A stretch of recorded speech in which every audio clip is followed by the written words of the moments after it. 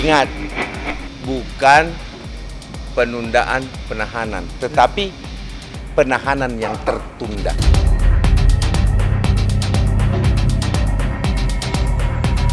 Ya, justru menurut saya kalau ada pihak yang ingin menahan Mas Roy, berarti memang tujuan mereka dari awal membuka laporan ini adalah untuk melakukan penahanan, bukan melakukan pembuktian.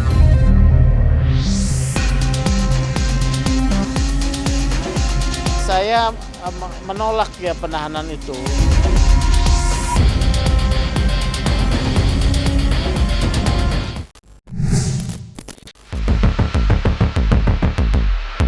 Hari ini 3 tersangka Roy Suryo, Desmond Sianipar, dan Dr. Tifa kembali menjalani pemeriksaan di Polda Metro Jaya.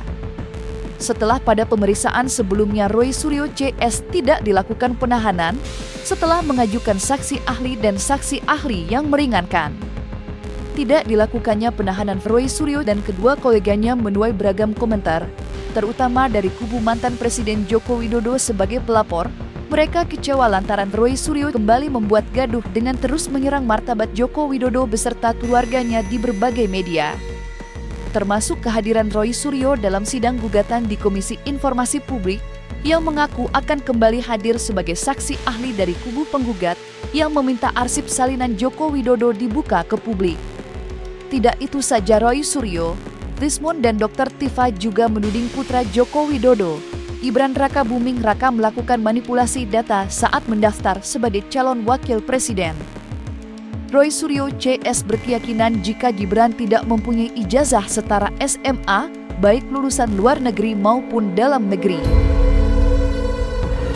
Lantas, akankah pemeriksaan kali ini Roy Suryo kembali bebas melenggang atau sebaliknya dilakukan penahanan? Rangka melakukan pengujian alat bukti secara berimbang supaya pembuktian itu menghasilkan satu kesimpulan yang terang benderang. Apakah ijazah ini asli ataukah palsu? Apakah terpenuhi enggak delik pencemaran nama baik, fitnah yang dipersangkakan oleh Polda Metro Jaya?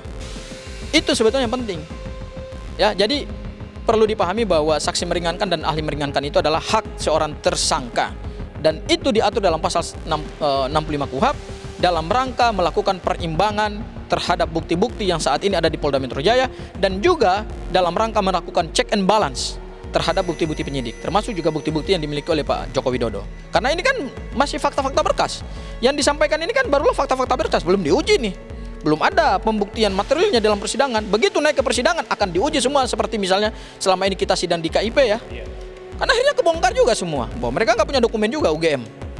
Kalau sudah masuk ke tahap pembuktian akan terang benderang ijazah Pak Jokowi asli atau palsu. Ya, harusnya ditahan, Tetapi kita nggak tahu deh pemanggilan kedua apakah dilakukan penahanan. Harapan kami, makanya sekali lagi sampaikan, harapan kami sih masih ada peluang. Sebelum ini P21 selalu ada peluang. Kalaupun dia P21, jaksa juga memiliki kewenangan untuk menahan. Nah, jadi gitu. Mungkin di polisi nggak ditahan, siapa tahu di kejaksaan ditahan. Nah, gimana lo? Kan itu masih ada setiap saat Roy Suryo CS ini dihantui oleh penahanan, itu udah pasti. Ini akan dihantui seperti itu terus sampai perkara ini betul-betul goalsnya masuk ke ruang peradilan. Ini sebetulnya satu kumpulan dari simptom yang akhirnya memuncak dan pecah sebagai tuntutan hukum. Transparansi kan itu kepada publik dan kepada pelapor ya, kalau dalam konsep hukum pidana. Kepada Roy Suryo ada keseimbangan untuk melakukan bela diri dengan menghadirkan ahli dan juga saksi-saksi yang meringankan ya. Karena memang perkara pidana itu adalah perkara yang tertutup, penyelidikan dan penyidikan itu yang satu mekanisme tertutup. Jadi itu diimbangi dengan hak untuk menyampaikan saksi yang meringankan dan juga ahli.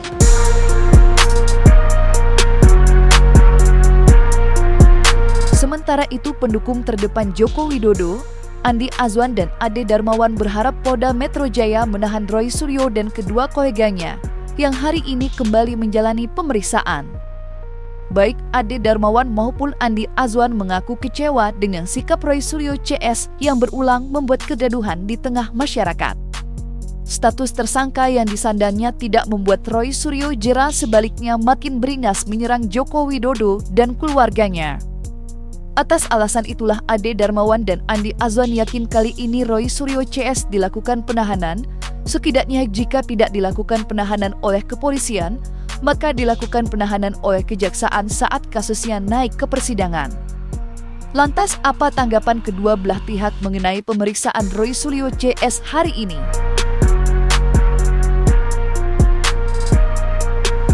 Ingat, bukan penundaan penahanan, tetapi penahanan yang tertunda. Beda ya, dua konteks. Ya. Jadi ini bukan penundaan penahanan, tetapi penahanan yang tertunda. Oh jelas. Tahan. Kalau nggak ditahan polisi, tahan sama jaksa. Ya, justru menurut saya kalau ada pihak yang ingin menahan Mas Roy, berarti memang tujuan mereka dari awal membuka laporan ini adalah untuk melakukan penahanan, bukan melakukan pembuktian. Penahanan itu kan subjektif penyidik, tidak boleh diintervensi oleh siapapun. Itu mutlak hak penyidik. Ada dua hal yang saya lihat, kenapa tidak dilakukan penahanan. Yang pertama adalah karena memang tidak ada kekhawatiran dari penyidik terhadap Mas Roy, Bang Rismon, Dr. Tifa bahwa mereka akan melarikan diri, mengulangi tindak pidana dan menghilangkan barang bukti. Itu sama sekali nggak ada. Dan yang kedua, secara material, ya, ketentuan pasal 21 ayat 4 KUHP itu ancaman hukuman pidananya kan harus 5 tahun penjara. Kebetulan untuk kasus Mas Roy, pasalnya kan pasal 35 dan pasal 32 dan 35 yang ancamannya 8 tahun dan 12 tahun penjara. Kami berkeyakinan dan berpendapat bahwa dengan penyidik melakukan konfrontasi terhadap alat bukti selama ini, penyidik belum mendapatkan keyakinan yang kuat bahwa persangkaan pasal 32 dan 35 itu terpenuhi. Sehingga penyidik kemudian tidak melakukan penahanan. Jadi lebih karena pertimbangan objektif penyidik terhadap pemenuhan unsur-unsur pasal yang belum memberikan keyakinan kepada penyidik. Sehingga penyidik tidak melakukan penahanan. Dan ingat, jangan lagi memperkeruh, membuat kegaduhan sehingga tidak akan segan-segan Polda Metro Jaya akan mencokok mereka. Itu pasti akan terjadi seperti itu gitu. Periksa Clear kan? Terkait dengan penahanan ya, justru dengan berlakunya KUHP yang baru, syarat penahanan itu makin diperluas. Makanya kami yakin bahwa dengan berlakunya KUHP yang baru ini, yang kemarin sudah disahkan pemerintah dan DPR dan sudah disahkan lewat paripurna DPR, begitu nanti berlaku 1 bulan ke depan, yaitu di bulan 1 bulan lebih lah ya, tanggal 2 Januari 2026, tidak akan dilakukan penahanan karena syarat-syarat penahanan itu lebih ketat daripada yang ada di KUHP sekarang. Undang-undang dasar mengatakan hukum tidak berlaku surut. Berarti kalau mau diterapkan undang-undang KUHP yang berlaku tahun nanti depan. 2026 tahun depan, itu tidak bisa diterapkan hukumnya oleh Roy Suryo karena sudah berjalan kasusnya memakai KUHP yang lama. Tahun 81. Ya, nggak boleh. Karena hukum tidak berlaku surut. Bukan gua yang ngomong. Yang ngomong undang-undang. Saya menolak ya penahanan itu karena apa? Kan tudingan-tudingan bahwa ada kekuasaan di balik laporannya saudara Jokowi ini menjadi benar kalau dia ditahan. Karena presumption of innocence, due process ini harusnya memberi ruang kepada Roy Suryo dan kawan-kawan bisa melakukan pembelaan dengan tenang ya. Dengan suasana tenang dan juga bebas. Kalau dia ditahan, dia tidak mungkin terbatas dalam melakukan pembelaan di persidangan. Yang ketiga, kalau ditahan betul-betul ada pendekatan represi terhadap mereka ya. Dengan penetapan tersangka dan disidang saja ini udah satu bentuk belum penghukuman tapi sudah menunjukkan bahwa proses hukum bekerja.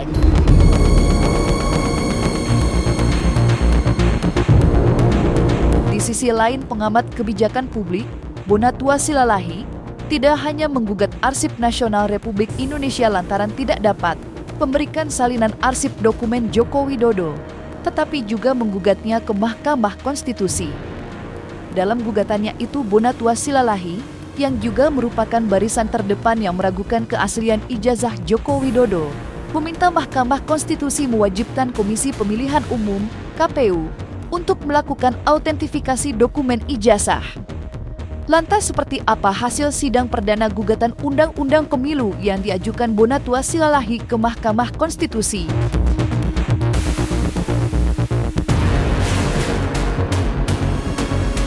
KIP terhadap Andri terungkap, memang mereka belum mengasih ke Andri.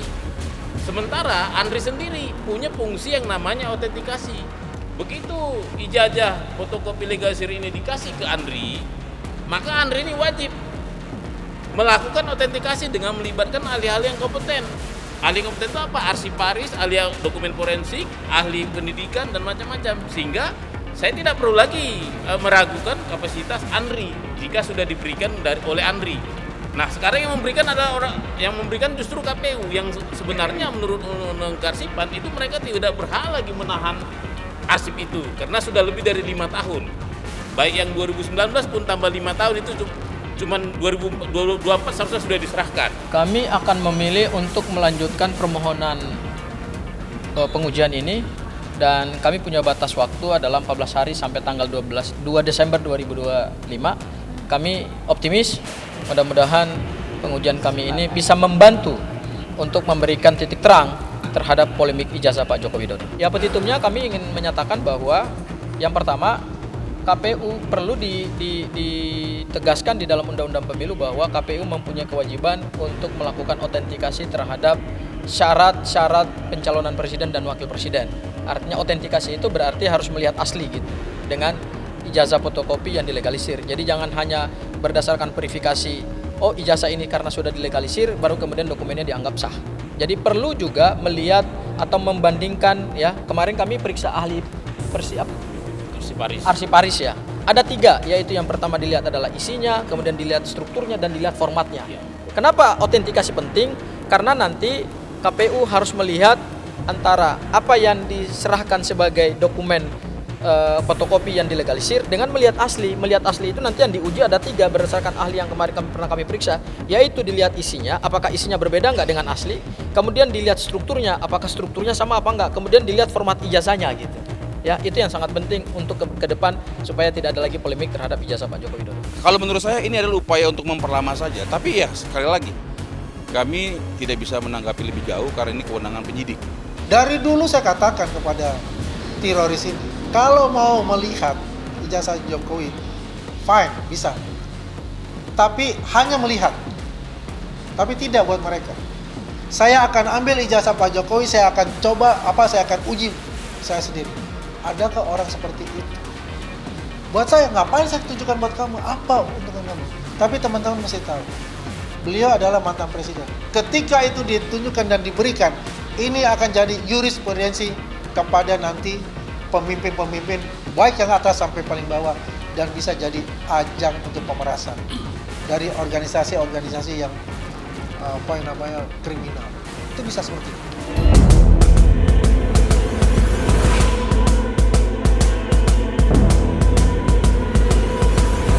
Meski sudah ditetapkan menjadi tersangka, Roy Suryo CS terus bergerilya melakukan perlawanan terhadap mantan Presiden Joko Widodo. Salah langkah Roy Suryo yang membuat kubu mantan Presiden Joko Widodo geram ialah kehadirannya di sidang Komisi Pusat Informasi terkait gugatan yang diajukan Bonatua Silalahi. Dalam sidang itu terungkap jika pihak termohon KPUD Solo mengaku telah memusnahkan arsip salinan dokumen mantan Presiden Joko Widodo. Tidak hanya KPUD Solo yang dicecar majelis hakim, tetapi juga perwakilan dari Universitas Gadjah Mada yang hadir sebagai termohon. Dalam sidang lanjutan tersebut, pihak Universitas Gadjah Mada tidak dapat memberikan salinan ijazah Joko Widodo. Sontak saja hal itu membuat heboh dan menuai beragam komentar publik. Lantas apa tanggapan dari kubu Roy Suryo mengenai sidang gugatan arsip salinan dokumen Joko Widodo yang digelar di Komisi Informasi Publik? Benarkah ada mufakat jahat yang dilakukan mantan Presiden Joko Widodo dengan Universitas Gadjah Mada terkait polemik ijazah yang bagi banyak pihak diragukan keasliannya?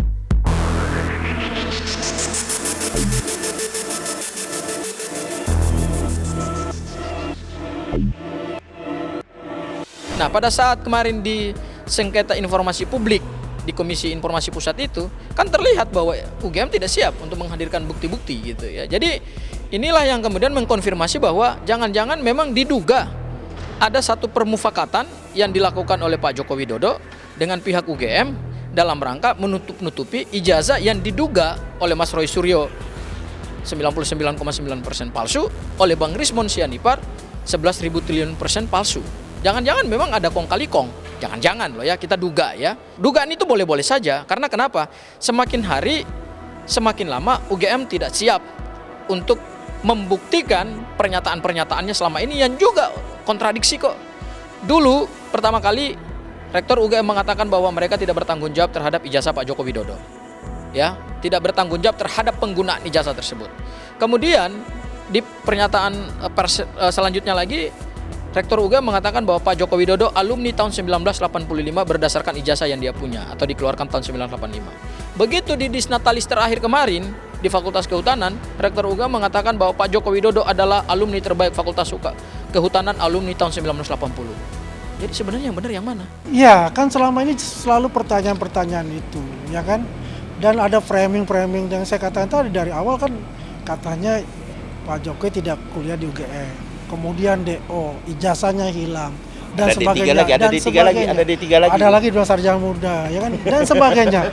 Makanya saya bilang ini kurang ajar sekali gitu loh kan.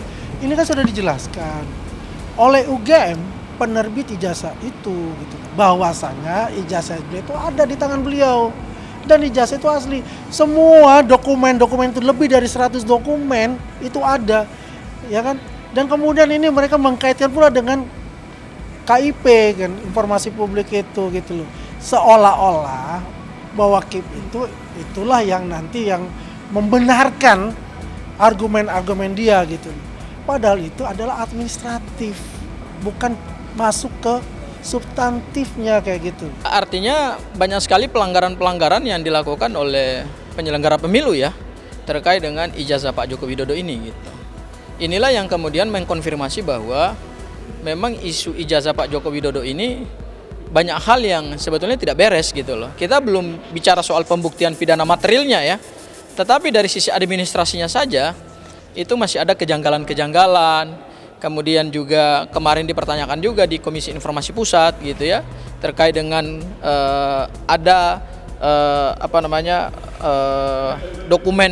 dokumen-dokumen yang di ijazah yang di UGM yang kemudian dihilangkan gitu loh. Jadi menunjukkan memang bahwa memang ijazah Pak Jokowi ini memang membuat Indonesia ini dalam tanda petik gaduh gitu ya.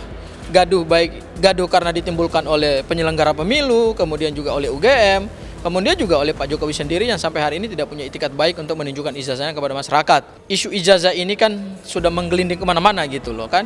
Sudah menyasar ke pidananya, sudah menyasar ke administrasinya, sudah menyasar ke sengketa informasi publiknya gitu. Padahal kuncinya cuma satu. Ya Pak Jokowi punya itikat baik seperti tadi ada Hakim Mahkamah Konstitusi yaitu Pak Dr. Asrul Sani. Begitu diterpa isu ijazah palsu langsung ditunjukkan kepada rakyat untuk meyakinkan publik bahwa silahkan kalian uji, kalian analisis ini ijazah saya dari luar negeri gelar doktor. Sederhana kan, tidak ada lagi polemik hari ini. Dengan adanya keraguan-raguan ini menunjukkan bahwa memang ijazah Pak Jokowi ini patut dipertanyakan oleh banyak pihak gitu, ya kan? Apakah ijazah ini memang benar-benar ada atau tidak? Jadi semakin Pak Jokowi membiarkan urusan ijazahnya ini makin hari makin menggelinding ya dan melibatkan banyak sekali institusi-institusi, maka makin hari ijazah Pak Jokowi ini akan semakin terbongkar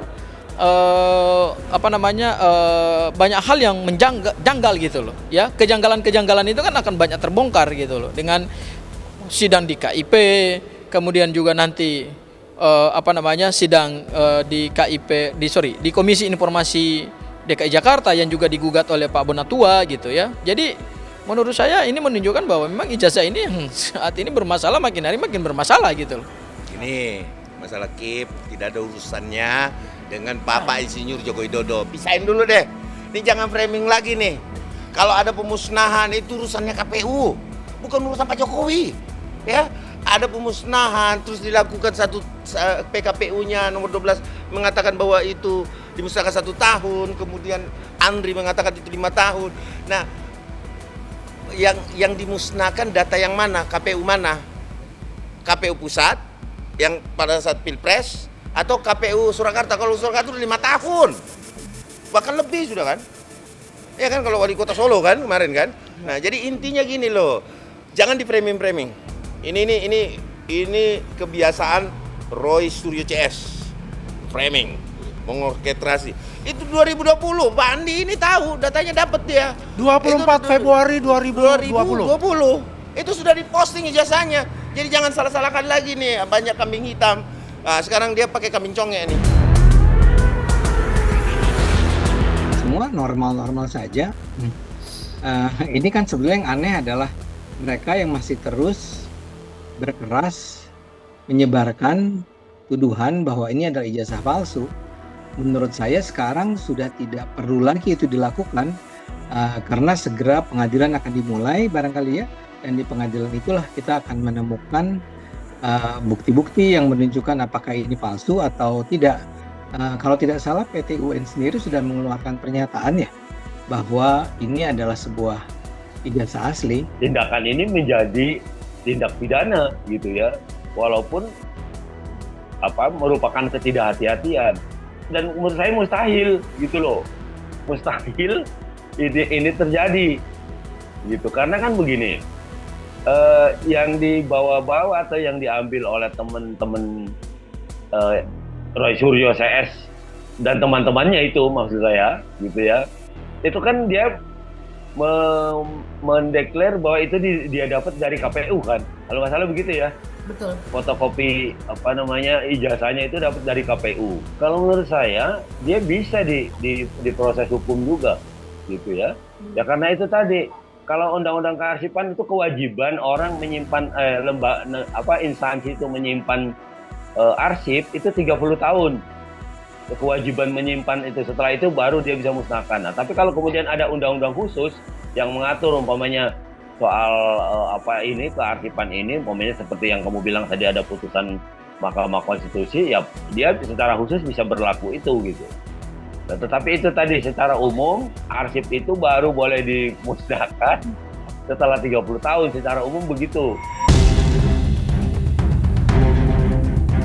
Dan jangan lupa untuk like, subscribe dan juga share channel YouTube Cumi Cumi.